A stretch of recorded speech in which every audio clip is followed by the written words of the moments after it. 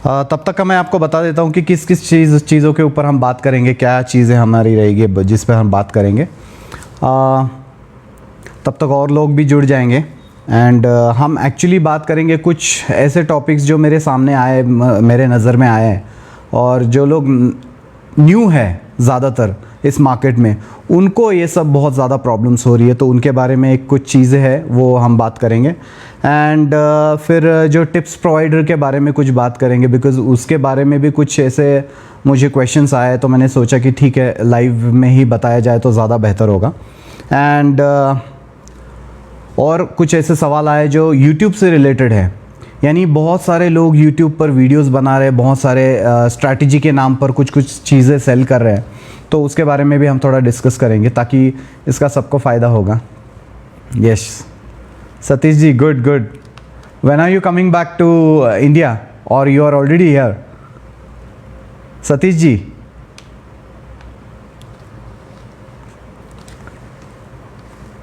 Alright. फिर futures and options के बारे में हम थोड़ा बात करेंगे कि किस तरीके से एक्चुअली उसको अवॉइड करने से हमारा नुकसान बच सकता है। एंड उसके बाद कुछ ऐसी चीज़ें बात करेंगे, इनफैक्ट आज हम कमोडिटी में एनालिसिस किस तरीके से कर सकते हैं उसके बारे में डिस्कस करेंगे। बिकॉज होता क्या है, हमने इक्विटी के बारे में हर बार सोचा कि इक्विटी एसेट करना है, निफ्टी के भी डेफिनेटली हर वीक हमने ये सोच के रखा है कि निफ्टी के भी बारे में हम एक बार बिल्कुल बात करेंगे शॉर्ट टर्म में क्या होगा। एंड एक कमोडिटी में एक ऐसी कमोडिटी है जिसके मैंने एक्चुअली उसका चार्ट वगैरह बनाकर प्रिपेयर करके रखा था, तो आई डोंट नो कितने लोग कमोडिटीज़ में ट्रेड करते होंगे, बट ठीक है एक बार आपको आइडिया भी आ जाएगा कि किस तरीके से हम उसके अंदर ट्रेड कर सकते हैं। तो ये सारे ही सवालात हैं एंड कुछ एडवांटेजेस भी है, डिसएडवांटेजेस भी है, मतलब कमोडिटी में काम करना चाहिए नहीं करना चाहिए, इक्विटी में क्या फ़ायदे है क्या नुकसान है, ये भी हम थोड़े बात करेंगे। एंड देन बहुत ज़्यादा टाइम ना ज़ाया करते हुए फिर हम डायरेक्टली आपके सवाल जवाब पर आएंगे। एंड आज पहली बार ऐसा होगा कि मैं चार्ट लेकर बैठा हूँ, अगर आपने कुछ भी पूछा किसी भी स्टॉक के बारे में तो डेफिनेटली मैं थोड़ा 2-3 मिनट का समय लेकर उसको चार्ट पर एनालाइज करके आपको जो भी मुझे उतने देर में जो समझ में आएगा मैं आपको आप तक का वो पहुँचाने की कोशिश करूँगा। ठीक है, सो काफ़ी लोग जुड़ चुके हैं, टाइम भी हो चुका है 10:35, so coming back this month and yes I'll surely meet you. Satish ji, visit. Okay, fine. So,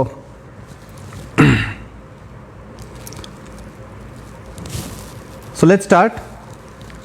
पहला ऐसा क्वेश्चन आया था हमें कि अच्छा मीनवाइल अगर आपके कुछ इसके ऊपर सवाल हो तो आप भी मुझे भेज सकते हो और मैं यहाँ पर चेक कर लूँगा जो भी आपके सवाल होंगे एंड फिर उसके भी जवाब मैं दे दूँगा। अगर आपको किसी स्टॉक्स के बारे में, अदनान जी वालेकुम अस्सलाम, किसी स्टॉक के बारे में भी आपको जानना है, आप समझते हो कि ठीक है मैं आपको टेक्निकली, इनफैक्ट देखिए टेक्निकल और फंडामेंटल दोनों का कॉम्बिनेशन ही करना चाहिए, बट थोड़े कम समय में मैं सिर्फ आपको टेक्निकल के बारे में ही बता सकता हूँ, तो जो भी हमारा होगा व्यू वो मैं आपसे शेयर करूँगा। ठीक है, सो बात ये आती है कि ब्रोकर्स के बारे में बहुत सारे नए लोग जब आते हैं मार्केट में एक ही चीज़ सोचते हैं कि बेस्ट ब्रोकर कौन सा है। इनफैक्ट मैं बहुत सारे ग्रुप्स में, फेसबुक के ग्रुप्स में जुड़ा हूँ और मुझे पता है कि मैक्सिमम लोग क्या कर रहे हैं, मैक्सिमम लोग सोच रहे हैं कि कौन सा ब्रोकर होगा। एंड इनफैक्ट जो आजकल जो एड्स आ रही है यूट्यूब पर, फेसबुक पर, और हम जो भी ट्रेडिंग रिलेटेड ऐप इंस्टॉल करते हैं तो उसमें जो भी ऐड आती है वो ब्रोकर के बारे में बताते हैं। कॉपी ट्रेडिंग है, ये है वो है, मैं नाम नहीं लेना चाहूँगा, लेकिन बहुत सारी चीज़ें। एंड नए लोगों को ऐसा लगता है कि ये जो ब्रोकर्स के अगर अकाउंट्स हमने ब्रोकर का उनके साथ अगर उनके पास अगर अकाउंट खोले तो हमें प्रॉफिट आना चालू होगा, जो कि बिल्कुल गलत है। कोई भी ब्रोकर आप ले लो, किसी भी उसका ब्रोकरेज में बहुत माइनर सा डिफरेंस होता है। आजकल इतना कंपटीशन है। सबसे ईजीएस्ट वे आपको बताता हूँ, टॉप 20 ब्रोकर्स इन इंडिया आप ऐसे डाल दीजिए गूगल पर और उसमें से किसी भी ब्रोकर के साथ आप अपना अकाउंट ओपन कीजिए। ओके, और ये बिल्कुल भी इस भ्रम में ना रहिए कि किसी ब्रोकर के साथ अकाउंट खोलने से आपको प्रॉफिट या नुकसान होगा, कुछ भी नहीं होने वाला। हाँ, उनका थोड़ा सा प्लेटफॉर्म कितना अच्छा है, अगर आप थोड़ा बहुत टेक्निकल जानते हो तो वो कितना अच्छा है, वो सारी चीज़ें भी हमें देखनी होगी। Okay, alright. So tips provider के बारे में भी थोड़ा मैं बताना चाहूँगा। और टिप्स प्रोवाइडर अभी हो क्या रहा है कि बहुत पुराने लोगों को तो ये आइडिया पता है, लेकिन नए लोगों को मैं आपको बता दूं कि एक्चुअल में ये कैसे काम करते हैं। मैं ये नहीं कहता कि सब लोग ऐसे होंगे, अच्छे भी लोग होंगे, बट बहुत ज़्यादा जो छोटे छोटे जो टिप्स प्रोवाइडर्स होते हैं वो लोग क्या करते हैं कि कुछ डेटा खरीद कर मिलता है। डेटा इन द सेंस हमारे आपके नंबर्स। इसीलिए मैं आपको हमेशा कहता हूँ कि कभी भी हमारे जो नंबर्स होंगे वो अननेसेसरीली कहीं पर भी पेस्ट ना कीजिएगा। लाइव किसी के अभी ये चल रहा है, सपोज लाइव चल रहा है, आपको मुझे कुछ पूछना है, आपने नंबर डाल दिया है। इससे बेहतर होगा कि आप हमारे नंबर ले लीजिए और डायरेक्टली वहाँ पर व्हाट्सएप पर मैसेज करिएगा, वो ज़्यादा बेहतर होगा।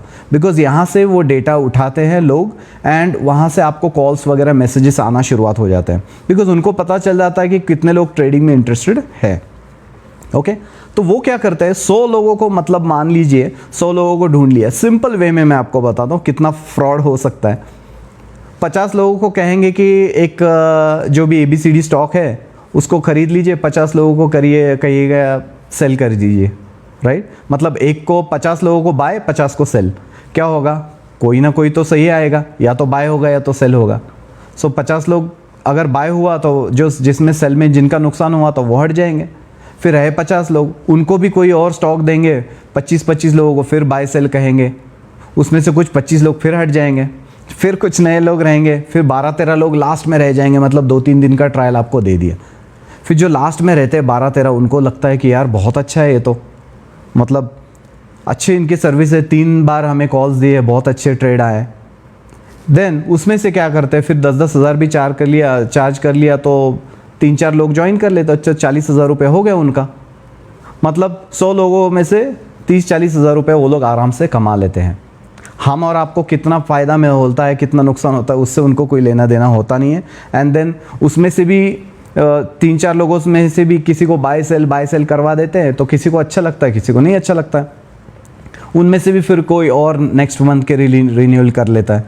इस तरीके से वो लोग काम करते हैं। तो इससे बेहतर होगा कि आप वो सब चक्कर में ना पड़े, ठीक है। एंड जो स्ट्रैटेजी के नाम पर बहुत सारी जगह पर आप देखिए, ये स्ट्रैटेजी है, मैं आपको 2,000 चार्ज करूँगा, 3,000 चार्ज करूँगा। यूट्यूब पर आपको बताते ये स्ट्रैटेजी वो स्ट्रैटेजी। एक्चुअली वो स्ट्रैटेजी नहीं होती, वो होती है ट्रिक। आपने अगर हमारा पहला वाला लास्ट वीक का जो अगर अटेंड किया है लाइव, तो आपको मैंने बताया था कि निफ्टी के बारे में हम जो बताए थे, तो वो कोई स्ट्रैटेजी नहीं थी, वो एक छोटी सी ट्रिक थी जिसको हम अगर हमारे नॉलेज के साथ अगर कंपेयर करें, यानी उसको अगर कंबाइन कर ले तो थोड़ा बेहतर हो सकता है। अदरवाइज़ उसके आगे उसकी कोई भी वैल्यू नहीं है, बिकॉज कोई भी ट्रिक आपको लंबे समय तक प्रॉफिट नहीं दे सकता है।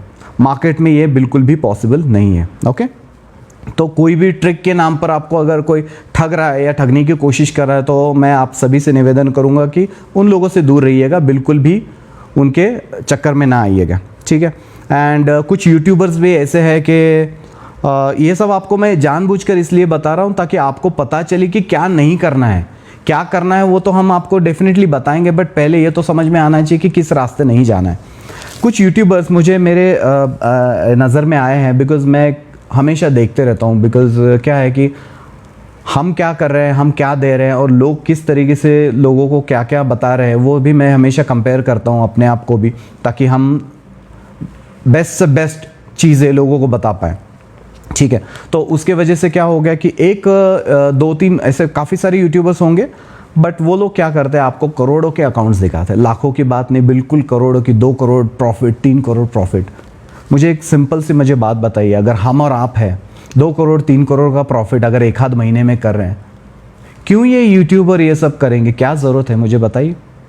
कुछ लोग तो कहते हैं कि मैं 2 साल पहले ट्रेडिंग में आया, मुझे बिल्कुल भी मेरे पास पैसा नहीं था, मतलब मुझे घर खरीदना था लेकिन मेरे पास पैसा नहीं था, डाउन पेमेंट के लिए भी पैसा नहीं था। Then I got into trading, and trading में आने के बाद में फिर मैंने 2 साल में अभी मैंने खुद का घर खरीदा, और जो घर का जो वो बताते लगभग 1.5-2 करोड़ का घर होगा और 50-60 लाख का उसका इंटीरियर किया होगा। फिर बताते अभी मैंने मर्सिडीज़ खरीदा, ये खरीदा। प्रैक्टिकली आप सोचिए 2-3 करोड़ 4 करोड़ कमाने के लिए आपके पास इन्वेस्टमेंट कितनी होनी चाहिए। मैं ये नहीं कहता हूँ कि ये नहीं होगा, 10 करोड़ 20 करोड़ भी होगा, लेकिन इन्वेस्टमेंट तो होनी चाहिए हमारे पास उतनी।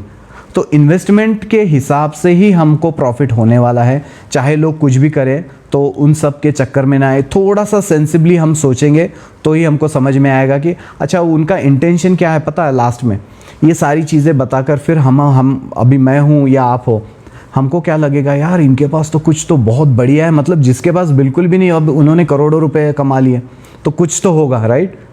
लेकिन इतना आसान है नहीं। 10 साल से हम घिस रहे हैं, हमको पता है कि इतना आसानी से नहीं मिलता, मिलता ज़रूर है, बहुत अच्छा पैसा मिलता है, लेकिन ऐसा नहीं कि करोड़ों में आ जाएगा तुरंत। आपके पास इन्वेस्टमेंट भी उतनी होनी चाहिए। ओके, यस, ठीक है। अब बहुत ज़्यादा एक्सपेक्टेशंस नहीं रखनी है मार्केट से, क्योंकि मार्केट प्लस भी होगा माइनस भी होगा। हर बार हमारा प्रॉफिट में आई हुई पोजीशन भी हमारी नुकसान में भी आ सकती है, या फिर से कम प्रॉफिट में भी आ सकता है। ये पार्ट है एक बिज़नेस का, इस बिज़नेस का, ठीक है। और फ्यूचर्स एंड ऑप्शंस के बारे में मैं आपको बताऊंगा कि जितना हो सके कैश में आप ट्रेड कीजिए। मैं हर बार आपको जानबूझकर ये रिपीट कर रहा हूँ चीज़ें, बिकॉज अब अगर आप कैश में ट्रेड करोगे, कैश में यानी क्या होगा कि कैश में ट्रेड करोगे तो आपके पास जितना पैसा है उतने का ही आप ट्रेड करने वाले हो, तो डेफिनेटली आपको ज़रूरत नहीं पड़ेगी को बहुत ज़्यादा टेंशन लेने की या इंट्राडे करने की, ये सब ज़रूरत ही नहीं पड़ेगी, राइट। तो होगा क्या कि हमने अगर ऑप्शंस और इससे अगर बच गए तो हमारा नुकसान भी कम होगा, प्रॉफिट भी कम होगा, लेकिन एटलीस्ट हम दूसरे दिन क्या होगा, हमारी नींद तो ख़राब नहीं होगी। तो इसके लिए हमको इससे बचना होगा, ठीक है।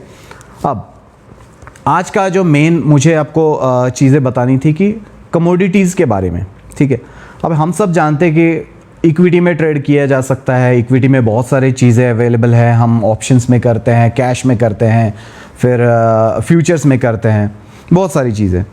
तो इसके अलावा कमोडिटीज़ में भी ट्रेडिंग होती है और बहुत सारे लोग कमोडिटीज़ में ट्रेड करते हैं। इनफैक्ट मैं जब मार्केट में आया तो मैंने शुरुआत कमोडिटीज़ से ही की, बिकॉज उस वक्त मुझे कुछ भी पता भी नहीं था कि करना क्या होता है। तो हालांकि कमोडिटीज़ में कुछ फ़ायदे भी है, कुछ नुकसान है। तो सबसे पहले मैं आपको बताता हूँ कि फ़ायदे नुकसान के बारे में, कि उसमें करने से क्या फ़ायदा है और ना, मतलब उसका नुकसान भी क्या होता है। किशोर जी, सोना 37,500 कब होगा? सोना 29,000 होगा सर, ठीक है। ऑलराइट, तो एडवांटेजेस ये है कमोडिटीज़ में कि कमोडिटीज़ में अगर कभी हम ट्रेड करते, जो भी ट्रेड करते होंगे उनको पता होगा कि एक लिमिट होती है, ऊपर जाने की भी एक लिमिट है और नीचे आने की भी एक लिमिट है। हालांकि आज पिछले साल कुछ ऐसा हुआ था कि क्रूड के बारे में बात करें तो माइनस में चला गया था। हाँ, इनफैक्ट हमारे इंडियन प्राइस में माइनस में नहीं गया था, लेकिन वो minus in the sense zero से भी नीचे। ये पहली बार ऐसा हुआ है कि लाइफ में हमारे के ज़ीरो से भी नीचे चला गया। तो ये मोस्टली ऐसा कभी होता नहीं है। एंड कोई भी एक चीज़ है, मान लीजिए कोई भी चीज़, अगर ये पेन भी हम बात करें तो इस पेन की एक वैल्यू है। अगर ये 10 रुपये का पेन है तो कितना भी सस्ता हो गया तो 2 रुपये तो रह ही जाएगा, ये ज़ीरो नहीं होगा, फ्री नहीं होगा। और कितना भी महंगा हो गया तो ये 10 की क्वालिटी का है तो उसको 10, 20, 30 हो जाएगा, डायरेक्टली 100, 200, 500 नहीं हो सकता। उसकी वो जो 500 वाला होगा वो अलग होगा, राइट। तो मुझे क्या बोलना है कि इसके अंदर जो आपको लिमिट होगा वो कम होगा। इसका फ़ायदा ये है कि आप अगर बाय में रहोगे तो आपको ज़ीरो होने के प्राइसेस, मतलब प्राइसेस ज़ीरो होने के चांसेस कम है। और सेलिंग में भी रहोगे तो ऐसा तो कभी नहीं होगा कि आपके मतलब पूरा कमोडिटी की प्राइस 3 टाइम्स 4 टाइम्स होगी, जबकि इक्विटी के अंदर प्राइसेस 10 टाइम्स 20 टाइम्स 1000 टाइम्स भी हो सकते हैं। ये कमोडिटीज़ में नहीं होता है। आप पिछले 10 साल पहले के अगर हम गोल्ड की भी बारे में बात करें तो 10 साल पहले जब आई डोंट रिमेंबर एग्जैक्टली, उस वक्त मेरे ख्याल से 27,000 के आसपास कुछ मैंने उसके अंदर ट्रेड किया था। तो 27,000 से अगर हम 25,000 भी आया था उसके बाद रेट, अगर 20,000 भी आता होगा तो देखिए कितना हुआ है, 3 टाइम्स नहीं हो पाया 10 साल में। ओके, तो 10 साल में 3 टाइम्स भी नहीं हो पाया। तो ये उसका एक डिसएडवांटेजेस भी है और एडवांटेज भी ये है कि हमको क्या है कि उसमें नुकसान भी कम होता है। जब रिस्क कम होता है तो उसके अंदर हमको नुकसान होने का भी चांसेस, रिस्क कम होता है तो प्रॉफिट भी कम होता है। ओके, तो ये चीज़ें हैं। अब इसके अंदर एक फ़ायदा ये है कि you get to see all the rates, specially commodities की बात करें तो हर एक भाव आपको दिखाई देगा मार्केट में। आज 56,000 रुपया आया है, गोल्ड की बात करें और यह कहाँ से आया 30,000 से, तो मैं आपको दावे के साथ कहता हूँ कि 30,000 भी आपको रेट फिर से देखने मिलेगा, क्योंकि ये मार्केट है। 10,000 5,000 नहीं देखने मिलेगा, लेकिन जहाँ से आता है वहाँ तक का वो प्राइस बहुत बार जाता है। ये हमने ऑब्ज़र्व किया है, और जो लोग कमोडिटीज़ में करते हैं उनको पता है कि जो मैं कह रहा हूँ कि कितना हद तक ये सही है। ओके, तो इसका ये फ़ायदा है। और एक फ़ायदा यहाँ पर ऐसा है कि इसमें आपको मिनी कॉन्ट्रैक्ट्स भी ट्रेड कर सकते हो। हम सभी को पता है कि हम जब इक्विटी में ट्रेड करते हो तो हम कैश में ट्रेड कर सकते हैं। कैश में यानी जितना पैसा है उतने का, उसमें फ्यूचर्स यानी लॉट्स लेने की ज़रूरत नहीं होती हमको। लेकिन कमोडिटीज़ में ऐसा होता है कि हम लॉट्स ही लेना होता है हमें, तो मिनी लॉट्स भी होता है। अगर हमारे पास कम पैसा हो तो मिनी लॉट्स के अंदर भी हम काम कर सकते हैं। ठीक है, ये इसलिए बता रहा हूँ ताकि आज मैं आपको एक ऐसे कमोडिटी के बारे में बताऊंगा कि उसके अंदर अगर आप मिनी में भी काम करोगे तो मुझे ऐसा लगता है कि कुछ तो प्रॉफिट, एक अगले 10 दिन का होराइजन मैं आपको बताऊंगा, तो कुछ तो प्रॉफिट आपको ज़रूर होगा श्योरली। ठीक है, अब इसका डिसएडवांटेजेस यही है जो मैंने आपको बताया कि बहुत ज़्यादा पैसा नहीं बन सकता, बिकॉज अगर 20,000 की चीज़ है तो वो डायरेक्टली 50-60 हज़ार हो नहीं सकती है यहाँ पर इमीडिएटली, अगर नहीं होगी। ओके, टाइम लगेगा, तो इसके अंदर बहुत ज़्यादा प्रॉफिट नहीं है। लेकिन इसका विपरीत एक चीज़ है कि इसमें नुकसान भी आपका कम हो जाएगा। लेकिन किस तरीके से करना है उसके भी रूल्स होते हैं बहुत सारे। ओके, हमेशा याद रखना कि कोई भी रूल जिस दिन हमने ब्रेक कर दिया, ख़त्म।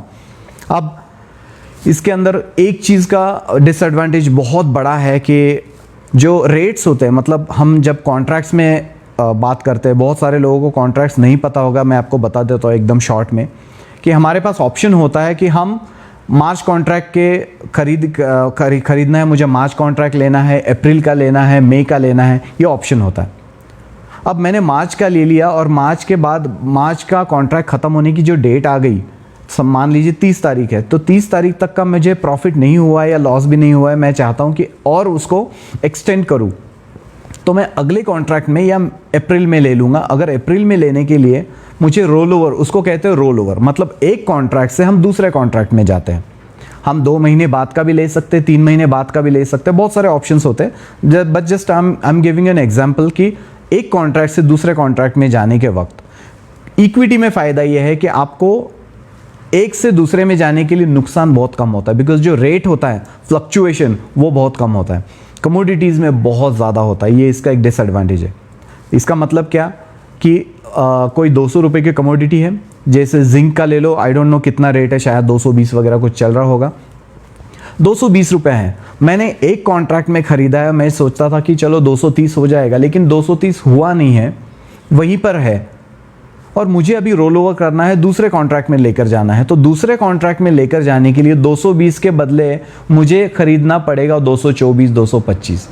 मतलब क्या हो गया कि ऑलरेडी उसके अंदर इतना गैप हो गया 4-5 पॉइंट का, वो मुझे जो प्रॉफिट हो सकता था वो वहाँ पर प्रॉफिट उतना नहीं होगा। ओके, तो ये चीज़ें होगी। ऑलराइट, तो इसका मतलब क्या है कि कहीं पर फ़ायदा है तो कहीं पर नुकसान ज़रूर है। अब इसमें एक चीज़ यहाँ पर नुकसान वाली बात है कि इसमें आप कैश में ट्रेड नहीं कर सकते, इसको आपको एक मार्जिन मनी देना पड़ेगा। हम हमेशा कहते हैं कि मार्जिन, लीवरेज, इससे आप दूर रहिएगा, लेकिन कमोडिटीज़ में इसके अलावा कोई ऑप्शन है नहीं। हालांकि हमारे पास एक ऑप्शन ये भी है कि हम मिनी कॉन्ट्रैक्ट, या जैसे गोल्ड की बात करें, मेगा कॉन्ट्रैक्ट होता है, वो होता है 1 किलो का, उसके बाद छोटा कॉन्ट्रैक्ट होता है 100 ग्राम का, उसके बाद और छोटा होता है 1 ग्राम का। मतलब ऑप्शंस तो है, लेकिन मिनिमम उतना ही करना है जितनी की वहाँ पर अवेलेबिलिटी है। ओके, बस यही हमारे पास इतने वहाँ पर फैसिलिटीज़ भी है और इसके डिसएडवांटेजेस भी हैं। ओके, अब बारी आती है कि कमोडिटीज़ किस तरीके से एक्ट करती है। कमोडिटीज़ देखिए, हर कमोडिटी का अलग बिहेवियर होता है। मान लीजिए मैं हूँ, आप हो, तो आपका बिहेवियर अलग होगा, मेरा बिहेवियर अलग होगा। कोई भी 2 लोग, अगर मैं और मेरा फ्रेंड है, एक ही जगह रहे, एक ही तरीके का खाना खाए, एक ही स्कूल में गए, तब भी उसका बिहेवियर अलग होगा, मेरा बिहेवियर अलग होगा। सिमिलरली हर कमोडिटी का बिहेवियर अलग होता है। एंड अगर आपने हमारा वो वीडियो देखा है यूट्यूब पर कि जिसमें हमने बताया था कि ये शुरुआत कैसी हुई टेक्निकल एनालिसिस की, या किसी भी स्टडी को लेकर किस तरीके से स्टडी करना है, इसकी शुरुआत हुई। एक्चुअली जिन्होंने शुरुआत की थी वो कमोडिटीज़ में ही ट्रेड करते थे, यानी ये सारी चीज़ें नहीं होती थी उस वक्त। वो धान या अनाज के उसमें ट्रेडिंग होती थी, राइस में, गेहूं में, ये सारी कॉफ़ी वगैरह इन सब में ट्रेडिंग होती थी। ओके, तब ऑनलाइन ट्रेडिंग नहीं थी, तब पेपर्स पे सारी चीज़ें हुआ करती थी। तो शुरुआत वहीं से हुई है।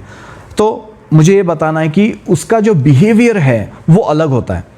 अगर आपको कमोडिटीज़ में ट्रेड करना है तो मैं आपको 2-3 एक आइडियाज़ दे दूंगा, टिप्स नहीं कहूँगा इसको, बट एक चीज़ें, कुछ ऑब्जर्वेशन है जो आपको कर सकते हो, आप आराम से कर सकते हो। ओके, किस तरीके से? हर कमोडिटी साल में एक बार हाई पर होती है और साल में एक बार लो पर होती है। मतलब अगर मैं गोल्ड की बात करूं तो गोल्ड 2021 में एक हाई होगा और एक लो होगा। सेम चीज़ अगर बाकी जैसे लेड है, निकल है, जिंक है, आपको पता होगा ये बैटरीज वगैरह में भी इस्तेमाल होते हैं, निकल एंड लेड वगैरह। तो ये सारी चीज़ें की भी ट्रेडिंग इसके अंदर होती है और आपको ये आराम से चार्ट पर देखकर पता चल जाएगा कि साल में एक बार ये हाई पर होता है और साल में एक बार ये लो पर होता है।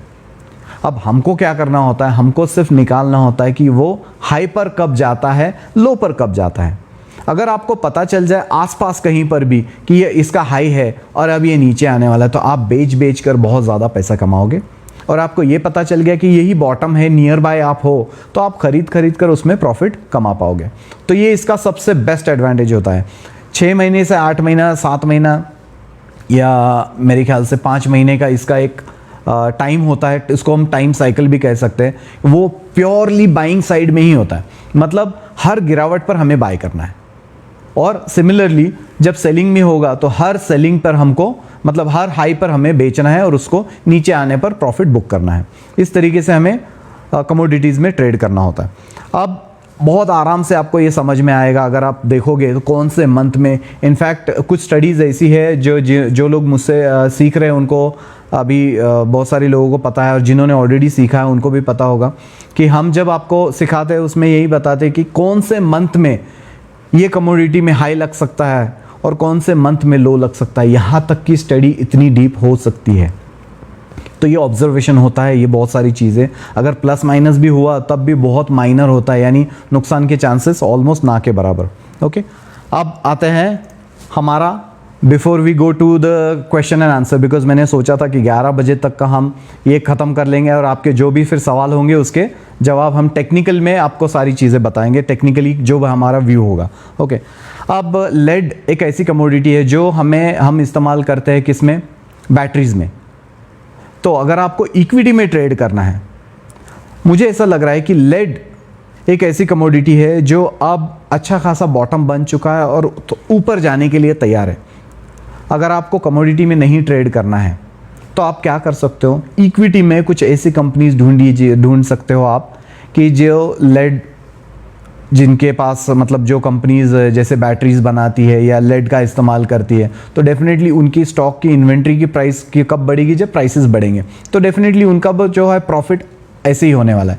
तो हम जो इन्वेस्ट करेंगे उसका भी प्रॉफिट हमको मिलने वाला है। तो इस तरीके से थोड़ा सा लॉजिक लगाकर हम ट्रेड कर सकते हैं ताकि हमारा नुकसान कम होगा, प्रॉफिट ज़्यादा होगा। तो स्पेशली लेड की बात करें तो अभी जो क्लोजिंग आई है 162 के नियर बाय समवेयर क्लोजिंग है। ओके, मुझे ऐसा लगता है कि 161 से लेके 161.50 एक अच्छा सपोर्ट है। यहाँ पर अगर हमको प्राइसेस मिल जाते हैं और हम इसको ख़रीदते हैं, हम यही करने वाले हैं। अगर हमको ये मिल जाए हम ख़रीदेंगे। 157 का अच्छा स्ट्रॉन्ग सपोर्ट है और हम सोचते हैं कि 157 के नीचे प्राइसेस नहीं जाएगी या नहीं जानी चाहिए। ओके, जब तक का 157 के नीचे प्राइसेस नहीं जाती है हम इसमें ख़रीद कर ही रहेंगे। और उसके अंदर पहला हमारा शॉर्ट में मैं आपको बताता हूँ 1 हफ्ते से 1.5 हफ्ता या 2 हफ्ते तक का ये व्यू होगा। 168 से लेके 172 174 ये टारगेट हो सकता है। और लंबे समय में थोड़ा 15-20 दिन या 1 महीना 2 महीने का अगर बात करें तो 160 से लेकर 180 184 तक का ये टारगेट्स हो सकते हैं। अगर आप मिनी में भी ट्रेड करोगे तो आई एम नॉट श्योर इसके अंदर मिनी में ट्रेड करने के लिए कितना मार्जिन अमाउंट देना पड़ता है, बट जो भी मार्जिन अमाउंट हो मे बी 25-30,000 या ऐसा कुछ होगा, तो उसके अंदर आपको क्या होगा, 1 रुपये में 1,000 रुपया ऐसा कुछ प्रॉफिट होता है।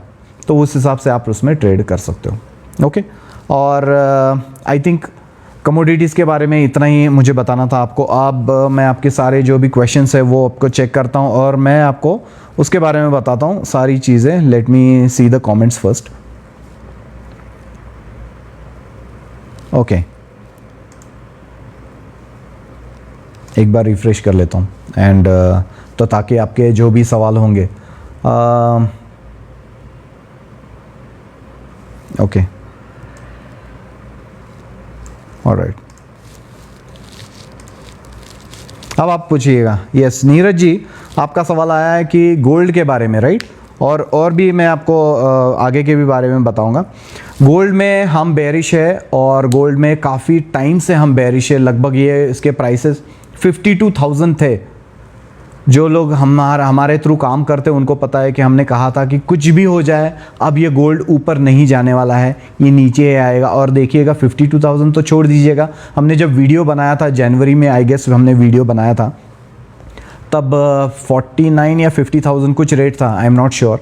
तो उस वक्त से लेकर अब ये 44,000 44,000 तक का चला गया। मतलब 6,000 की गिरावट तो सामने ही आई है। ओके, और हम सोचते हैं कि और भी 10-15 हज़ार की गिरावट आनी बाकी है। एंड इसके पीछे का रीज़न, बहुत सारे रीज़न्स है। पहला रीज़न ये है कि INR यानी जो हमारा रुपया, हम देखते हैं कॉमेक्स। अभी गोल्ड के अंदर हम किस तरीके से एनालिसिस करते हैं, हम देखते हैं कॉमेक्स का चार्ट देखते हैं, यानी इंटरनेशनल प्राइसेस क्या है गोल्ड में, और उसको देखकर हम अंदाज़ा लगाते हैं कि ये नीचे आएगा, कहाँ तक का आएगा। और अगर $100 कॉमेक्स में नीचे आ रहा है तो MCX में यानी इंडियन प्राइस में कितना नीचे आ सकता है। एंड देन उसको हम थोड़ा सा USD INR के साथ भी उसको कंपेयर करते हैं, ताकि ऐसा ना हो जाए कि हमने जो सोचा है, मान लीजिए कि $100 नीचे आना है तो एक 2000 से 2200 पॉइंट्स नीचे आना चाहिए, लेकिन अगर USD INR ऊपर जाने वाला है तो वो 2000 के बदले 1500 पॉइंट ही ऊपर जाएगा या नीचे आएगा, या उससे थोड़ा कम। मतलब क्या होगा कि जितना हम सोचते हैं उसमें प्लस माइनस होगा, just because of USD INR।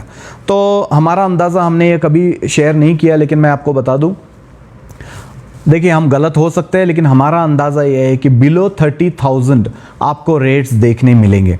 तब तक का मैं आपको कहूँगा, अगर ये भले ऊपर जाने दो, अगर चला जाता है, आप बिल्कुल भी इसके अंदर बाइंग ना कीजिएगा। हर हाई पे आपको देखने मिलेगा ये नीचे आएगा। ओके, तो फिलहाल गोल्ड में आप दूर रहिएगा। Alright, okay. और इक्विटी के बारे में भी कुछ पूछिएगा तो बेहतर रहेगा। एंड लेड और निकल, ओके, वो भी बता देता हूँ। Late me check. लेड तो मैंने आपको बता दिया, लेड के बारे में तो मैंने बता दिया है। 157 पर आया, बाय सिग्नल है। नो, 157 के नीचे अगर चला गया तो ये बाई सिग्नल, जो मतलब यानी हमारा जो व्यू है बाइंग का, ऊपर जाने का, ये नज़रिया फेल हो जाएगा। 157 के ऊपर जब तक का है ये सेफ़ है ख़रीदने के लिए। और हमारा मानना ये है कि ये इतना नीचे अब जाएगा नहीं, जिस तरीके से उसमें पैटर्न बना हुआ है। अगर 161.5 या 161 ये मिल जाए तो हमें उसके अंदर अच्छा खासा रिटर्न्स देखने मिलेगा। मतलब अगर 15 दिन की भी बात की जाए और हमको अगर 5 पॉइंट भी मिल जाए तो काफ़ी अच्छा उसमें रिटर्न्स आ जाएगा, बिकॉज हमको इसमें फ्यूचर्स में ट्रेड करने होता है और उसमें प्रॉफिट फिर ज़्यादा आ जाता है। ओके, अब एक मिनट, और क्या सवाल आया है?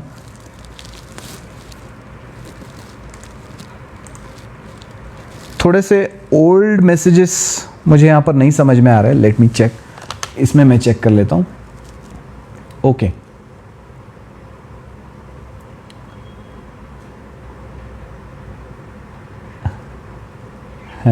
किसी ने पूछा है सेकेंड लॉकडाउन लगने वाला है क्या? No idea. मैं सिर्फ मार्केट के बारे में देखता हूँ, मैं बाकी सारी चीज़ें नहीं देख पाऊँगा। उसका चार्ट नहीं होता है, जिस चीज़ का चार्ट नहीं हो वो चार्ट मैं नहीं समझ पाऊँगा। ठीक है, मेरा personal view I don't know. हाँ, कल्पना जी का एक क्वेश्चन आया था यहाँ पर कि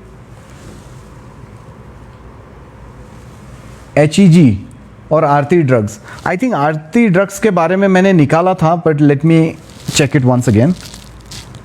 2 मिनट आपको वेट करना पड़ेगा जब मैं चेक करता हूँ, बिकॉज मैं लाइव चेक करूँगा तो थोड़ा सा वक्त लग सकता है, बिकॉज मैं कोई भी चीज़ आपको ऐसी नहीं। अच्छा, आरती इंडस्ट्रीज आ गया। आरती ड्रग्स के बारे में आपने पूछा हुआ है, तो आरती ड्रग्स देखिए, इसने बहुत बड़ा फ्राइडे की बात करें, बहुत बड़ा मूवमेंट दिया हुआ है। एक ही दिन में जो लो था 669, मतलब ऑलमोस्ट 670 का लो था and 786। I will tell you one thing Aarti, Kalpana ji, ये आरती ड्रग्स एक्चुअली लग तो रहा है कि ऊपर जाएगा, लेकिन हुआ क्या है इसके अंदर, ये जो कल का जो हाई लगा हुआ है फ्राइडे का, आई मीन 786, ये बहुत सारे जो नंबर्स जो कैलकुलेशन होता है उसके अंदर एंड प्लस ज्ञान का एक कैलकुलेशन होता है, यानी ज्ञान एक स्टडी है, उसके बारे में मैं फिर कभी बताऊंगा ज्ञान का किस तरीके से स्टडी है, मैं उसमें एक्सपर्ट हूँ नहीं। इनफैक्ट मैं मानता हूँ कि इंडिया में अगर इक्का दुक्का ही लोग होंगे जो अच्छी तरीके से ज्ञान को समझते होंगे, तो उनके हिसाब से भी ये 786 नंबर जो है वो बहुत स्ट्रांग होता है, और इसके ऊपर अगर क्लोजिंग दे दे तो ही इसके अंदर खरीद कर चलना बेहतर होगा, अदरवाइज इसको अवॉइड कीजिएगा। मुझे ठीक नहीं लग रहा है। अगर इसको ख़रीदना ही था ना, तो इसको ख़रीदने के लिए एक्चुअली फ्राइडे के पहले का कोई भी दिन ठीक था, बट अभी मुझे अच्छा नहीं लग रहा है इसके लिए, तो इसमें ना करे तो अच्छा है, ठीक है। एंड और HEG ये भी चेक कर लेते हैं। ओके, HEG में भी देखिए जिस तरीके से मार्केट चल रहा है, मार्केट यानी अभी जो overall Nifty, bank Nifty, Sensex जिस हिसाब से परफॉर्म कर रहे हैं, डेफिनेटली ये स्टॉक्स, सारे स्टॉक्स ऊपर जाने वाले हैं, लेकिन अब भी मैं उतना कॉन्फिडेंट नहीं हूँ कुछ स्टॉक्स को लेकर, बिकॉज हो सकता है ये और एक नया हाई दे दे। जैसे मैं आपको हमेशा बोलता हूँ कि निफ्टी में और एक नया हाई आ सकता है, लेकिन हमें अभी भी उसके अंदर इतना कॉन्फिडेंस है नहीं। ओके, तो अब क्या करना है कि अगर किसी को ट्रेड करना ही होगा, ठीक है, तो इसको ये जो थर्सडे का जो लो है 1493 का, जब तक ये नहीं टूटता है इसके अंदर खरीद सकते हैं, लेकिन मैं पर्सनली किसी को सजेशन नहीं दूंगा इसके अंदर खरीदने के लिए, बिकॉज ठीक नहीं है। अभी फंडामेंटली नहीं बता रहा हूँ मैं सारी चीज़ें, अब सिर्फ और सिर्फ प्योरली टेक्निकल बता रहा हूँ, वो भी मैंने कुछ भी स्टडीज़ नहीं लगाई है, जस्ट मैं आपको चार्ट देखकर जितना, मतलब थोड़ा सा एक्सपीरियंस की वजह से मुझे एक मतलब एक स्टेप से दूसरे स्टेप पर जाने के लिए थोड़ा इजी हो जाता है, so without adding the studies. But इसको फाइनल ना मानिएगा, बिकॉज इसमें थोड़ा टाइम लग सकता है। अगर बहुत अच्छा होता तो मैं आपको डेफिनेटली बताता कि इसके अंदर आपको ट्रेड करना चाहिए, फिलहाल इससे दूर रहे तो अच्छा है। So let me check now दूसरे।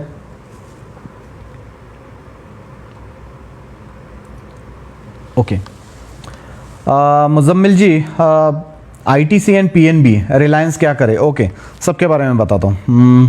पहले ITC लेते हैं, बिकॉज ITC मैंने नहीं देखा हूँ, PNB तो मुझे ज़बानी याद है क्या क्या हो सकता है, लेकिन फिर भी मैं आपको वो भी देख कर बताता हूँ। ओके, ITC की बात करें तो ITC अच्छा लग रहा है। ओके, अच्छा लग रहा है, बट फिर भी 2 मिनट और दीजिएगा।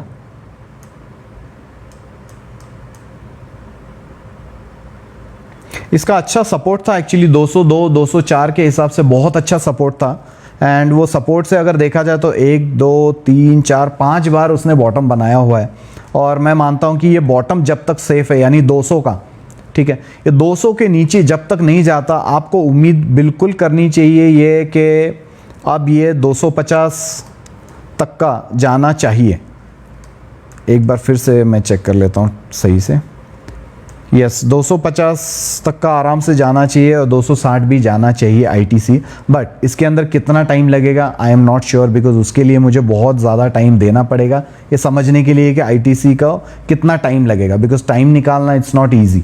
ओके, तो देखिए अब कहाँ पर बाय करना है। मैं मानता हूँ कि अगर प्राइसेस आपको थोड़े नीचे मिल जाए, यानी 201 का हमारा सपोर्ट है, अगर उसके लेट्स से 220-22 चल रहा है 23, अगर 214, 210 या 215 ऐसा कुछ मिल जाए तो बेहतर होगा, और वहाँ पर हम खरीदेंगे तो हमको जो रिस्क रिवॉर्ड होगा वो बेहतर होगा। ठीक है, ऑलराइट। अब बात आती है PNB की।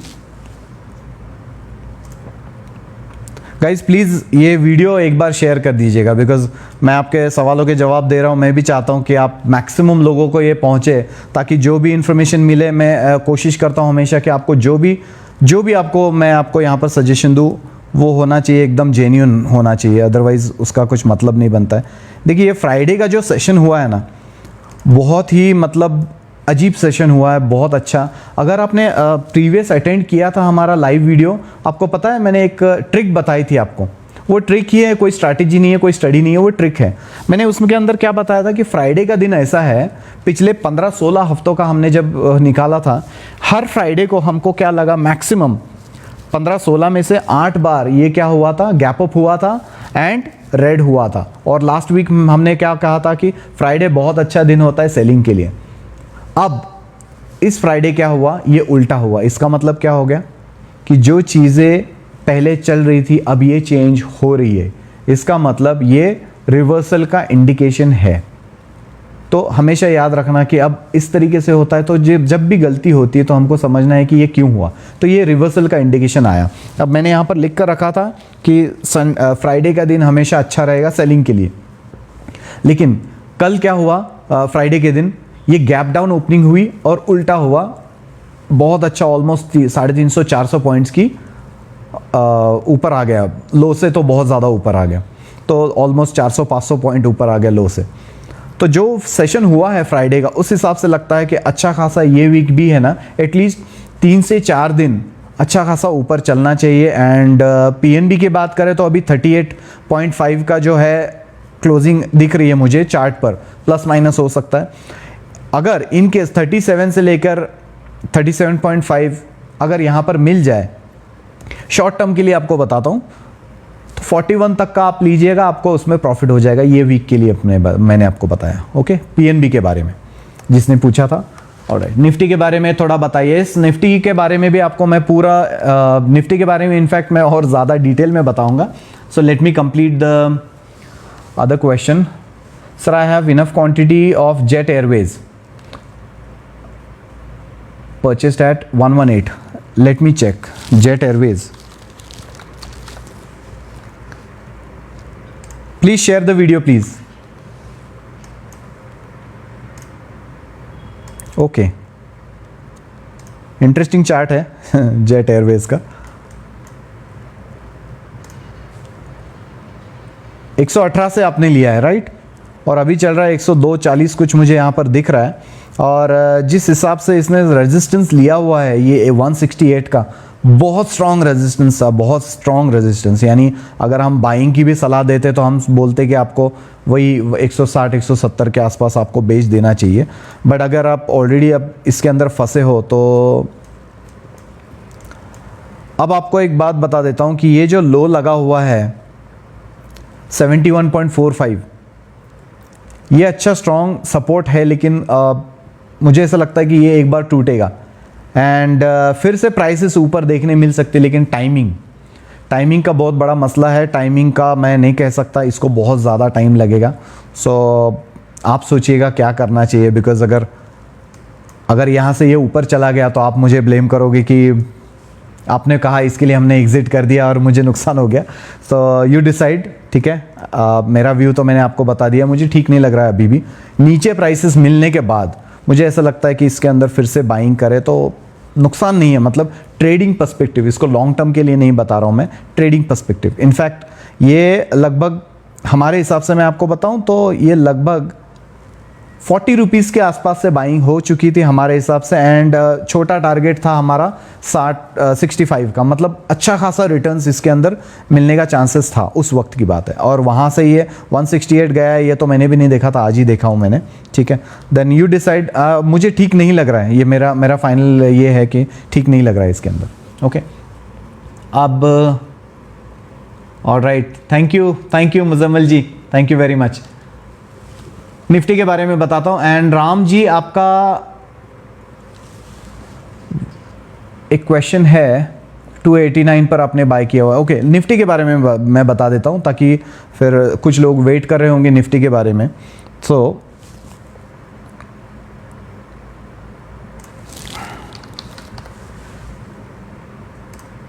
निफ्टी का चार्ट ऑलरेडी हमने रेडी करके रखा था। सो एंड बहुत सारे उसके अंदर सब स्टडीज़ ऐड करके रखी हुई थी। तो ये जो भी होगा ये आपको अच्छा व्यू मिलेगा, मतलब ऐसा नहीं कि मैं 2 मिनट में आपको बता रहा हूँ, ये पहले से ही उसको एनालाइज करके रखा हुआ था। निफ्टी का मैं मानता हूँ कि अगर आपको 14,600 650 ऐसे कुछ रेट्स मिल जाए या जितनी नीचे मिल जाए, अब ये रिवर्सल होने का चांसेस है। और शॉर्ट टर्म की अगर बात करें तो ये 2 मिनट दीजिएगा। शॉर्ट टर्म की अगर बात करें तो ये 14,959 या 15,000 तक का ये आ सकता है। इस वीक की बात कर रहा हूँ मैं। तो आपको जितना नीचे मिल जाए आप बाय करके मान लीजिए। देखिए अभी किसी को ये नहीं पता होगा कि कितना नीचे मिलेगा। ये 14,750 के आसपास चल रहा है, तो ये कितना नीचे आएगा, 600 आएगा, 500 आएगा, नोबडी नोज। तो हम किस तरीके से करना चाहिए मैं आपको बताता हूँ कि सबसे पहला हम क्या करेंगे कि 650 अगर आता है 100 पॉइंट्स डाउन, तो 650 में हम कुछ क्वांटिटी लेंगे। मान लीजिए मुझे 10,000 रुपया इन्वेस्ट करना है, इसके 10,000 में तो नहीं होता है, लेकिन मैं आपको जस्ट एग्जांपल बता रहा हूँ। तो कोई भी स्टॉक में अभी जिस तरीके से अभी सपोज निफ्टी है, तो कुछ क्वांटिटी लूँगा मैं 650 में, फिर कुछ क्वांटिटी मैं ऐड करूँगा इसको 550 में। और आई थिंक ये 550 के ज़्यादा नीचे नहीं जाना चाहिए। और इसका जो सपोर्ट है ये 500 450 के आसपास है, तो उसके नीचे नहीं जाएगा अब। और ये ऊपर में आपको इस वीक की बात करें तो 950 से लेकर 15,000 के लेवल्स बहुत आसानी से आपको दिख जाएंगे। निफ्टी की बात कर रहा हूँ, ठीक है। और उसके ऊपर अगर मार्केट जाने के बाद आगे की बात है, लेकिन 15,300 के करीब ये फिर से हाई दे सकता है। एंड जो बड़ी रैली, यानी जो लोग कहते हैं ना कि 16,000 जाएगा वगैरह, ये 300 350 के ऊपर जब तक का क्लोजिंग देता नहीं है, let me check it once again, ये 350 के ऊपर क्लोजिंग चाहिए हमें, ओके। 350 360 जब तक इसके ऊपर क्लोजिंग नहीं देता है, बहुत ज़्यादा ऊपर के चांसेस फ़िलहाल नहीं है। यानी मान लीजिए कि एक आध हफ्ते की बात करें तो, और वैसे भी एक्सपायरी आने वाली है, तो हम ज़्यादा लंबी लंबी बातें ना करें तो बेहतर होगा। एंड ऊपर में आपको जो टारगेट मिलेंगे ऑलमोस्ट 15,000, अगर ये ऊपर चला गया तो 15,750 से लेकर 15,900 तक का जाएगा। कब? जब ये 15,350 360 के ऊपर क्लोजिंग देगा। निफ्टी की बात कर रहा हूँ, ओके। क्लियर? अगर कुछ कंफ्यूजन हो तो फिर से पूछिएगा, बिकॉज गलती करने से अच्छा आप रिपीट मुझे पूछ लीजिएगा, कोई प्रॉब्लम नहीं है। अब नेक्स्ट क्वेश्चन,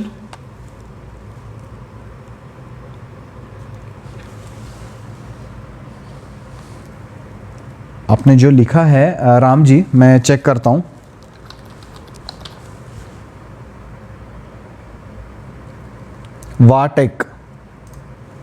वाटेक के बारे में,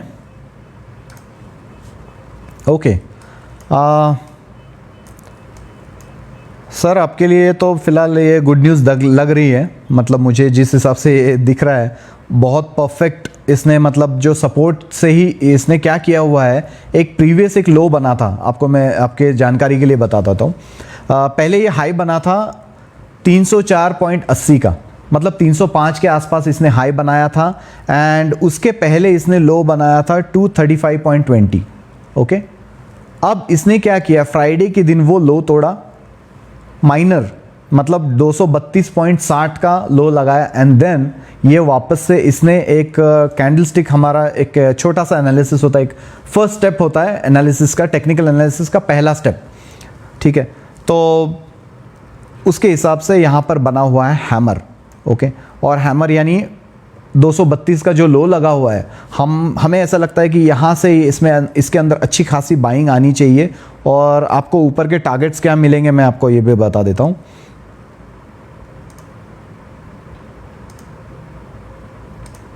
बहुत शॉर्ट टर्म के बारे में मैं आपको बता रहा हूँ फिलहाल, बहुत लंबी नहीं बता रहा हूँ, ओके। अब इसके अंदर रेजिस्टेंस मैं आपको बता देता हूँ, ये है 260 265 का अच्छा खासा रेजिस्टेंस है। इसके ऊपर प्राइसेस क्लोज हो गई 270 के आसपास, टू बी सेफर साइड मैं आपको बता देता हूँ 270 के ऊपर अगर प्राइसेस, राम जी आपके लिए बता रहा हूँ मैं, वाटेक स्ट्रेंज, मैंने भी ये कंपनी बारे में नहीं सुना है कभी, तो फंडामेंटली मुझे नहीं पता है, मैं आपको टेक्निकली ये बता रहा हूँ, ठीक है। तो इसके अंदर ये जो 271 के ऊपर अगर क्लोजिंग दे दिया तो आपको, मुझे ऐसा लग रहा है कि 330 340 के लेवल्स बहुत आसानी से दिखाई देंगे।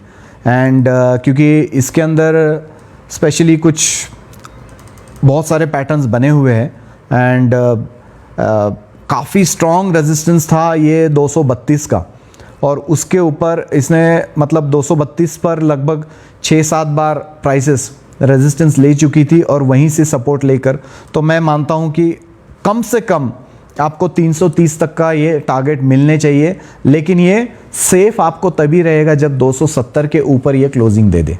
Okay, clear? Okay, company name यही एक वाटेक, VATECH, वाटेक, ठीक है, ये कंपनी का नाम है। एंड ओके,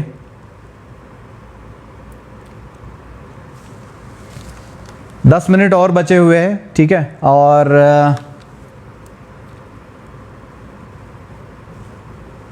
ऋषभ जी का एक सवाल है, मैं आपको बता देता हूँ। ऋषभ जी ने पूछा है कि सर टाइम फ्रेम कौन सा यूज़ करते हो स्टॉक को लेकर। तो जो लोगों को थोड़ा बहुत चार्टिंग का पता होगा या टेक्निकल एनालिसिस का पता होगा उनके लिए मैं बता देता हूँ। सबसे पहले मैं यूज़ करता हूँ, मैं सिर्फ एक देखने के लिए मैं देखता हूँ हमेशा पहले मंथली चार्ट। क्यों? क्योंकि मंथली के अंदर क्या पैटर्न बना हुआ, कितना स्ट्रॉन्ग सपोर्ट, कितना स्ट्रॉन्ग रेजिस्टेंस है, मैं सिर्फ एक उसको नज़र मार लेता हूँ। उसके बाद मैं आता हूँ वीकली पर। मैं अगर किसी चीज़ को ज़्यादा ध्यान देता हूँ तो वीकली एंड डेली, लेकिन मंथली एक बार मैं चेक ज़रूर कर लेता हूँ। बिकॉज क्या है कि ऑब्वियसली देखो वीकली और मंथली में बहुत ज़्यादा डिफरेंस होता नहीं है, लेकिन फिर भी मंथली चार्ट क्या करता है, आपको बड़ा लेवल दिखा देता है, तो वो देखने में थोड़ा सा ईजी हो जाता है, आपको सपोर्ट रेजिस्टेंस प्लॉट करने के लिए ईजी हो जाता है। तो वो पहले देख लेता हूँ। उसके बाद में मैं देखता हूँ कि डेली चार्ट। अब डेली चार्ट में अगर फ्राइडे की बात करें तो फ्राइडे का मैंने क्या देखा, मैंने इंडिकेटर्स देख लेते हैं, फिर बाकी सारी भी मैं स्टडीज़ है वो सारी चीज़ें देखता हूँ। उसके बाद में पूरा पैटर्न, वेव पैटर्न्स देख लेता हूँ। हालांकि मैं इलियट वेव स्पेशलिस्ट हूँ नहीं, लेकिन इलियट वेव के बहुत सारे बेसिक्स से थोड़ा सा और ऊपर तक का वो सारी चीज़ें भी मुझे पता है। उसके हिसाब से भी मैं क्या क्या आती है वो चीज़ें देख लेता हूँ।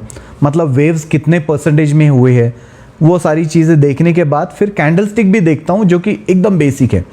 तब उसके हिसाब से मैं सोचता हूँ कि ठीक है ये अब अच्छा लग रहा है, बाइंग के लिए अच्छा लग रहा है, तो मैं क्या करता हूँ डेली का जो होगा, मान लीजिए कि फ्राइडे का मुझे बाइंग अच्छा लगा है तो मैं फ्राइडे के हिसाब से उसके अंदर छोटा टाइम फ्रेम में जाता हूँ एंड उसको देखता हूँ कि अब मुझे बाइंग कहाँ से करनी है, कहाँ तक का ये मार्केट नीचे मिलेगा ताकि मेरी एंट्री अच्छी हो, नुकसान होगा तो छोटा होगा और प्रॉफिट होगा तो बड़ा होगा।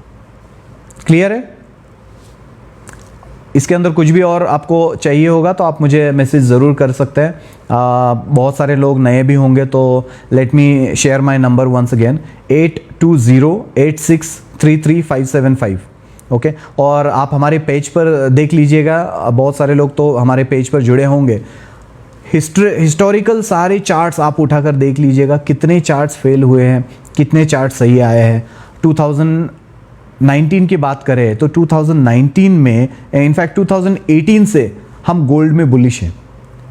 2018 से हम गोल्ड में बुलिश है और 2019 में भी हमने कहा था कि गोल्ड ऊपर ही जाएगा और ये ऊपर ऊपर ऊपर ही जा रहा था। एंड अब हम कह रहे हैं कि गोल्ड नीचे आएगा, जबकि सारी दुनिया, बड़े बड़े लोग कह रहे हैं कि अब ये 80,000 90,000। ट्रस्ट मी, ये 80-90,000 नहीं आने वाला है। तो बहुत सारे चार्ट्स वहाँ पर अवेलेबल है, आप देख लीजिएगा, आपको समझ में आ जाएगा कि कितना स्ट्रॉन्ग एनालिसिस हो सकता है। एंड ICICI बैंक के बारे में, महिपाल जी इफ़ यू आर ऑनलाइन, मैं ICICI बैंक के बारे में आपको बता देता हूँ एंड देन आगे के चार्ट्स और ले लेंगे। ओके, आपको एक चीज़ बता दूं कि बहुत ज़्यादा बैंकिंग स्टॉक ने परफॉर्म नहीं किया है और वैसे भी वो ज़्यादा परफॉर्म करते नहीं हैं कंपैरेटिवली बाकी स्टॉक के मुकाबले, ठीक है। लेकिन यहाँ पर मैं देख रहा हूँ कि 2-3 ट्रेंड लाइंस मैं जब यूज़ करता हूँ तो अच्छा खासा सपोर्ट से इसने पैटर्न बनाया हुआ है ये कल का फ्राइडे का। इसलिए मैं कह रहा हूँ ना कि जो फ्राइडे का जो सेशन था बहुत ही इंटरेस्टिंग सा सेशन था और बहुत ज़बरदस्त। अगर ये फ्राइडे का लो कटा, निफ्टी हो या किसी भी स्टॉक के बारे में हो, फ्राइडे का लो कटा हो तो समझ लीजिएगा जो हमने आपको कहा था कि ये 13,000 के लेवल। और एक चीज़ आपको मैं बता देता हूँ, हमने लास्ट वीक आपको कहा था कि 13,000 जब तक आएगा नहीं हमको निफ्टी के अंदर बाइंग लगता नहीं, इनफैक्ट किसी भी स्टॉक्स में हम बाइंग नहीं करेंगे। लेकिन आज व्यू क्यों चेंज हुआ है? क्योंकि ये फ्राइडे का सेशन, और फ्राइडे के पहले अगर आप चार्ट देखो तो वहाँ पर हमने एक हार्मोनिक पैटर्न, क्योंकि सिर्फ हार्मोनिक पैटर्न नहीं है, उसके अंदर बहुत सारी चीज़ें थी, लेकिन हमने एक जस्ट शो करने के लिए आपको हार्मोनिक सिंपल वे में समझ में आने के लिए वहाँ पर हार्मोनिक पैटर्न का आपको वहाँ पर इस्तेमाल करके बताया था। और उसके अंदर 150, 200 और 300 का भी एक लेवल था, ये 200 पॉइंट्स का एक रेंज था, और हमें लग रहा था कि वहाँ से अच्छा सपोर्ट लेगा। और उसी बीच यानी एग्जैक्टली वहाँ तो नहीं गया, बिकॉज कभी भी मार्केट सेम लेवल्स नहीं दिखाता है, हमेशा मार्केट नए लेवल्स दिखाता है। लोग कहते हैं ना कि ये रेजिस्टेंस तो 330 था, तो 330 से क्यों नहीं पलटा? क्योंकि क्या होता है कि कभी भी ये एक थंब रूल है कि मार्केट कभी भी सेम लेवल्स नहीं दिखाएगा, हमेशा या तो एक्स्ट्रा करेगा या तो कम करेगा। तो ये दिमाग में रखना है। तो ये क्या किया हमने, 150, 200, 300 तक का सोचा, लेकिन ये 350 से, निफ्टी की बात कर रहा हूँ, 350 से ये आ गया सीधा 850, 900। ओके, अब ये थोड़ा और ऊपर जाएगा, और जब तक का ये नए लेवल, ये जो मैंने बताया था कि 300, 350 के ऊपर जब तक नहीं जाता है निफ्टी, तब तक ये और नया हाई नहीं देगा। उसके बाद फिर हाई कितना देगा? 750, 950, यानी 16,000 के आसपास भी आ सकती है प्राइसेस। तो ये व्यू था। ओके, और तो ICICI बैंक भी अभी ठीक लग रहा है शॉर्ट टर्म के लिए। आपको बता दूं इसका जो रेजिस्टेंस है, ये हमें ऐसा लग रहा है कि इसका जो काफ़ी अच्छा रेजिस्टेंस है 610, 615, ये 610 से 620। अगर आप बाय कर रहे हो तो 610 से 620 के बीच में आप एग्जिट कर लीजिए और उसको साइड में हट जाइए, बिल्कुल भी आगे मत करिए। इसके अंदर आगे आप कब करोगे? जब ये प्राइसेस 630 के ऊपर क्लोजिंग दे दी, तो 630 के ऊपर, ICICI बैंक की बात कर रहा हूँ, 630 के ऊपर जब प्राइसेस क्लोजिंग दे देगी, तब उसके बाद ही आपको इसके अंदर लंबे समय के लिए बैठना है। तो उस वक्त आपको क्या रेंज मिल सकती है अगर उसके ऊपर क्लोज दे दिए तो? लेट मी सी,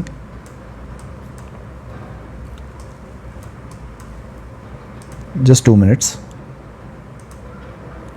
जो भी व्यू मैं बता रहा हूँ फिलहाल ये बहुत ही शॉर्ट टाइम के लिए होगा, और बिकॉज मैं सिर्फ बहुत ज़्यादा इन डेप्थ एनालिसिस नहीं कर रहा हूँ, तो इसके अंदर थोड़ा बहुत प्लस माइनस हो सकता है। So don't take it so seriously, but I am giving you एक ओवरऑल जो है आपको मैं बता रहा हूँ कि अराउंड 700 से लेकर 725 तक के लेवल्स आने चाहिए। देखिए ये 586 चल रहा है, क्लोजिंग आ चुकी है। यहाँ पर चार्ट पर जो दिख रहा है वो मैं आपको बता रहा हूँ, 586 नियर है। तो ये इतनी बड़ी रैली पॉसिबल है, लेकिन ये कब पॉसिबल है? जब तक ये 635 पकड़ लीजिएगा, 635 के ऊपर क्लोजिंग नहीं देता है, ठीक है, तब तक का इसके अंदर आपको लंबे समय के लिए बाइंग नहीं करना है। अब अगर आपने शॉर्ट में बाइंग कर लिया तो आप 610 या 615 में एग्जिट कर लीजिएगा, साइड में हो जाइएगा।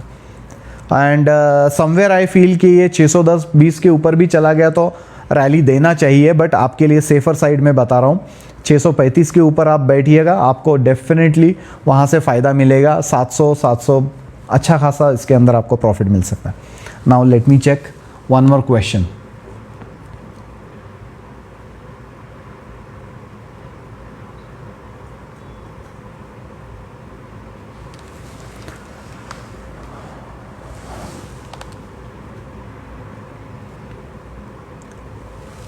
बिलाल जी ने पूछा है विप्रो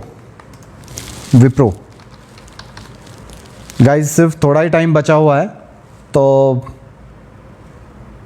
ओके। विप्रो में तो मुझे बहुत अच्छा लग रहा है, इनफैक्ट सबके चार्ट अलग है एंड विप्रो का चार्ट अलग है। विप्रो तो अगर देखा जाए तो ये विप्रो अब भी हाई पे ही चल रहा है, मतलब ऑल टाइम हाई इसका विप्रो का चार्ट पर मुझे बता रहा है।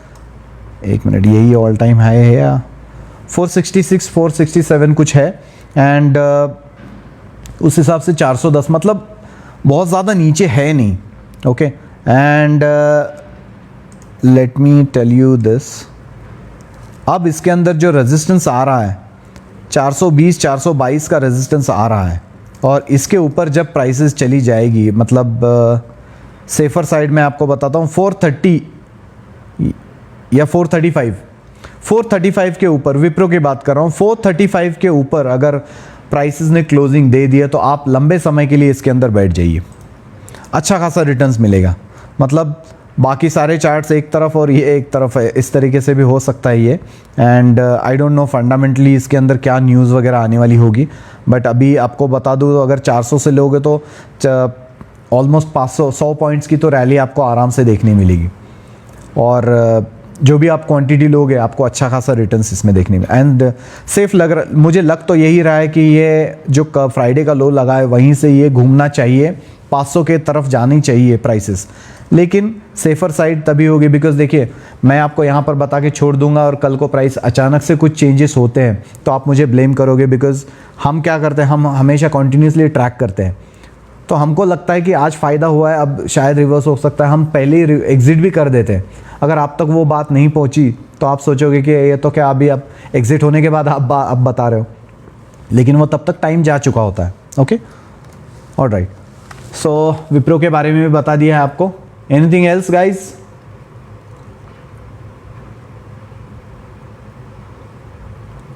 आनंद जी पूछते हैं सर स्विंग ट्रेडिंग के लिए कौन सा शेयर अच्छा है?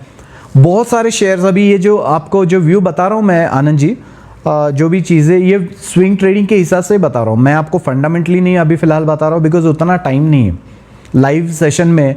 इनफैक्ट मैं ये अवॉइड करता हूँ कि चार्ट भी लेकर आपको बता दो, लेकिन एक शॉर्ट में मैं आपको ओवरऑल जो है एक बता रहा हूँ कि क्या व्यू है इसके अंदर। एंड मुझे ऐसा लगता है कि जिस तरीके के ये पैटर्न्स बन रहे हैं, मुझे जिसके अंदर ज़्यादा कॉन्फिडेंट लग रहा है उसके अंदर मैं क्लियरली आपको मैं बता रहा हूँ। ओके, तो स्विंग ट्रेडिंग का तो अब जो भी मैं आपको यहाँ पर बताया, मैं स्विंग ट्रेडिंग के हिसाब से, अगर आप निफ्टी की बात करो तो वो भी स्विंग ट्रेडिंग उसके अंदर आप कर सकते हो, अगर आप विप्रो के लोग हो तो इसके अंदर भी आप स्विंग ट्रेड कर सकते हो। किस तरीके से, मान लीजिए अभी 410 की प्राइसेस है एंड 405 वगैरह अगर आपको मिल जाए तो आप ख़रीद लो, 399 का उसका लो था एंड लो के नीचे क्लोज होने पर ही आपको एग्जिट करना, अदरवाइज आपको यहाँ पर ये 425 वगैरह प्राइसेस मिल सकती है। मतलब क्या होगा, 5 से 7 रुपये का आपको रिस्क है, 5 से 7 रुपये का रिस्क है और आपको ये 425 मिलती है, तो 5 से अगर बाई कर लिया तो डेफिनेटली आपको 20 पॉइंट का आपको प्रॉफिट मिल रहा है, तो इट्स गुड, रिस्क रिवॉर्ड भी आपको अच्छा है। ओके, तो इस तरीके से ये स्विंग हो गया। अब बड़ा स्विंग कब होगा, इसके अंदर भी छोटे मोटे बहुत सारे स्विंग्स होते हैं, छोटे स्विंग होते हैं, बड़े स्विंग होते हैं और बड़े मेजर स्विंग भी होते हैं। तो मेजर स्विंग मैं आपको फ़िलहाल नहीं बता रहा हूँ। मेजर स्विंग की बात करें तो हम जब तक का, निफ्टी की बात करता हूँ, जब तक का 13,000 के आसपास प्राइसेस नहीं मिलेगी, हम वहाँ पर आप बाइंग, 13,000 भी हो सकता है, 12,500 भी हो सकता है, तभी वो मेजर स्विंग होगा। ओके, तो फिलहाल के लिए सब छोटा छोटा ही देखते हैं, क्योंकि हर संडे हम लाइव आएंगे और मैं चाहता हूं कि आप भी और क्वेश्चंस कीजिए। इनफैक्ट मेरी भी थोड़ी सी इसके अंदर जानकारी बढ़ जाती है, जो ऐसे कुछ नाम जैसे किन्होंने बताया, पूछा वो कोई स्टॉक्स, तो ऐसे सब स्टॉक के बारे में मुझे भी पता चल जाता है, अदरवाइज़ मैं सारी चीज़ें मैं खुद नहीं देख पाऊँगा उतनी। Okay, alright, anything else guys? सिर्फ लास्ट क्वेश्चन लेंगे, अगर किसी का क्वेश्चन अगर रह गया हो तो माफ़ी चाहता हूँ, बिकॉज देखिए टाइम जितना है, काफ़ी लोग ऐसे तो पूरा दिन भी कम पड़ जाएगा, मेरे पास भी टाइम कम होगा एंड आज I am not feeling well, but still मैंने आपको लास्ट टाइम भी कहा था कि the show must go on, चाहे हमें जो भी है, हमें हमारी जो भी प्रॉब्लम्स हो, ये काम करना है तो करना ही होगा। एंड इंटेंशन यही है कि जो भी आपको व्यू मिले, जेन्युइन व्यू मिले, जितना हो सके उतना आप ये बाकी चीज़ों को अवॉइड कीजिए, छोटे छोटे ट्रेड लीजिए, छोटा मुनाफा कीजिए, आपको बिल्कुल स्टॉक मार्केट से बहुत अच्छा रिटर्न्स मिलेगा। ठीक है, बिज़नेस बहुत अच्छा है, आप बिज़नेस माइंडसेट से करिए, गैम्बलिंग के माइंडसेट से ना करिएगा। और अब उतना बहुत ज़्यादा वक्त नहीं है आपको और चीज़ें बताने की, लेकिन एक लास्ट क्वेश्चन जो लिया है मैं आपको, टाटा मोटर्स, सोनू जी आपने पूछा है टाटा मोटर्स के बारे में। सर टाटा मोटर्स तो हालांकि मैंने लोगों को पहले भी कहा था कि 240 नहीं आता है, हम बाइंग नहीं करवाएंगे, बट लेट मी सी। अभी फ़िलहाल के लिए स्विंग ट्रेडिंग के हिसाब से टाटा मोटर्स के बारे में हम करते हैं।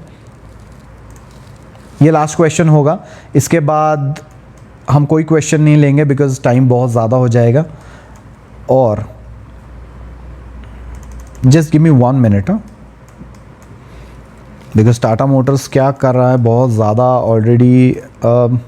अब भी मुझे ऐसा लगता है टाटा मोटर्स नया हाई नहीं देगा, ठीक है, और नहीं देना चाहिए, मेरा अंदाज़ा बोल रहा हूँ।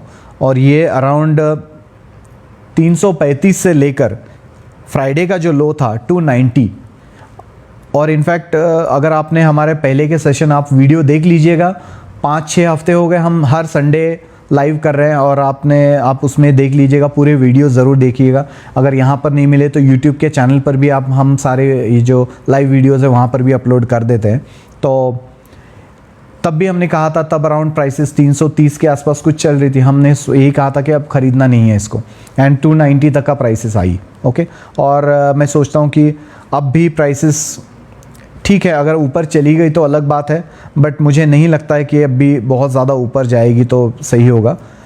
स्विंग ट्रेडिंग के लिहाज से बात करें, 308 309 की प्राइस चल रही है, एंड इन केस अगर 301 300 या 302 ऐसे कुछ प्राइस मिलती है तो 290 के लो से हम इसको बाय करके चलेंगे। और बहुत ज़्यादा बड़ा टारगेट नहीं, मैं आपको बताऊंगा 325 330, बस इतना ही होना चाहिए, उससे ज़्यादा नहीं होना चाहिए, ओके। एंड अब जो भी मैंने आपको व्यू बताया है कि प्लीज़ मैंने पूरा स्टडी इसके ऊपर नहीं किया है, तो इतनी बड़ी पोजीशन ना लीजिएगा कि आपको नुकसान हो, बिकॉज़ मैं चाहता था कि एटलीस्ट कुछ तो, बिकॉज़ बहुत सारे लोग क्या करते हैं, सवाल पूछते हैं, मैं उनके जवाब नहीं दे पाता हूँ, बिकॉज़ लाइव में क्या है कि सारी चीज़ें चार्ट्स वगैरह देखने के लिए वक्त लग जाता है।